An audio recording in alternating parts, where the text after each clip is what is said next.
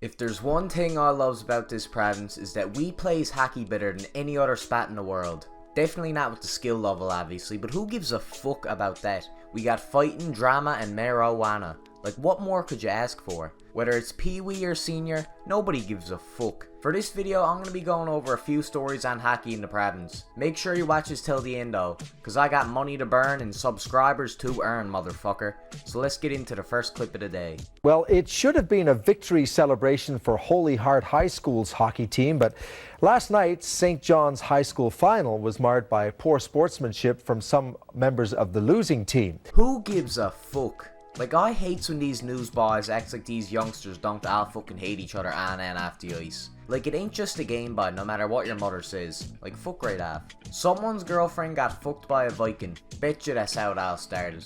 Newsman don't know that because he don't get fucked. 50 years old, bud. Like, get your arse out of the news desk and into a retirement home, you old man. Like, why are you talking shit on these youngsters? They didn't do fuck all to you. In the dying moment, some Gonzaga players... That's just uncalled for, bud. Like, I know they lost the game and you're trying to make the youngsters look bad, but you can't just gang rape a school name like that. Gonzaga. Jesus Christ, me buddy, you gangbanged her, straight up. Confronted on-ice officials and a photographer from the Telegram. Today, the school principal was handing out discipline to the players and apologies to everyone else. Here and now, Zach Gowdy has the story. Well, that principal got a set of nuts on him. Like, if it were me, those kids would be getting liquor store gift cards as a graduation gift. School loyalty is bigger than any friendship you got on the go. You might have only been there for 3 years of your life, but that don't mean shit. Gang shit, baby. If it sounds like I'm running out of shit to say, that's cause I never had Captain Morgan in me system in a good 2 weeks. Like, you don't understand the pain that gives to a man, me buddies. Give me alcohol, or give me death. Or give me death by alcohol, I don't give a fuck at this point. Holy Heart defeated Gonzaga here last night to take home the city's high school hockey championship. But today, it's not the game that people are talking about. That's right, we're talking about how Fieldy and Gardens is the worst fucking rink in the province, and the ice is thinner than me whiskey tolerance. Like, don't drink alcohol, youngsters. Wait till you're old and wise like Leaf Carlo over her. This is the way it looked from behind Telegram photographer Keith Goss's camera lens. In the dying seconds of the game, with Hart leading 3-2, a scrap broke out on the ice.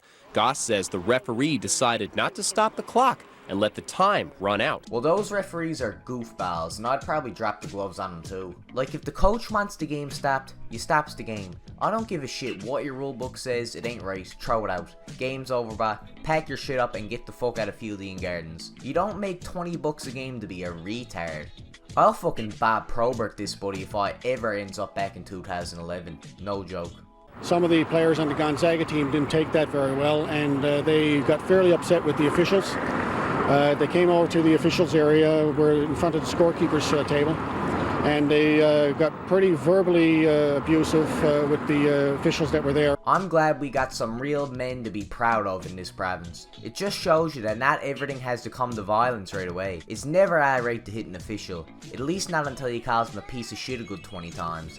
After that, you might as well just let your fist fly at him. Why not, bat? You're only 16 once. Make your moments memorable. How's this for abusive? A couple of Gonzaga players give Goss the middle finger as he snaps pics. But then it went further. I'll give you that one. Boys are stunned to be flipping off a news camera. Like, you gotta be either a 12-year-old Bower and Park Skeet, or Leaf Carlo at 9:30 to be so burnt out that you'd flip off a Telegram camera. You're basically just asking for your nan to put pepper on your tongue at that point. Fucking idiots. No wonder they lost the game. Decker says the worst part is that instead of the winning Holy Heart team getting its picture in the paper, this has stolen the spotlight. Well, congratulations to whoever was on that 2011 Zaga squad. You might have lost the game, but you won me heart in the end. I never realized that there's legit nothing else to tell you about NL hockey. So we're gonna take a look at one more news clip on fair play. I fucking hates that rule, man. Like, the fact that we still got parents complaining in 2019 about playing time is burnt. You want more minutes, youngster? Play better, or go to a team that you can develop on. Don't be a goofball and fuck over your whole team just cause you're too shit to get more minutes.